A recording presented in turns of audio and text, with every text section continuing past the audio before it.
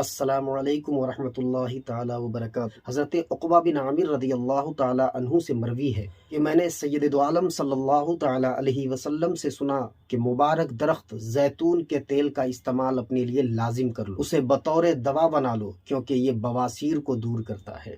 حضرت سیدنا ابو ہریرہ رضی اللہ تعالی عنہ فرماتے ہیں کہ نبی کونین صلی اللہ تعالی علیہ وسلم نے ارشاد فرمایا کہ زیتون کھائیے، اس کا تیل لگائیے کیونکہ یہ 70 بیماریوں کے لیے شفا ہے۔ اللہ اکبر۔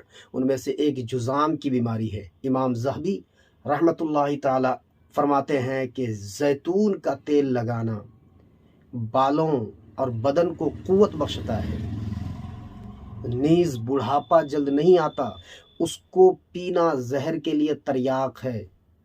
اللہ اکبر۔ بعض فرماتے ہیں کہ فقراء کے لیے تریاق ہے۔ اور ارائس البیان میں ہے کہ حضرت آدم علیہ نبینا علیہ السلام کو درد کی شدت کا سامنا کرنا پڑا تو حضرت جبرائیل آپ کے پاس زیتون کا درخت لائے اور کہا کہ اس کے پھل کا جوس نکال کر پئیں کیونکہ یہ سوائے موت کے ہر مرض کے لیے شفا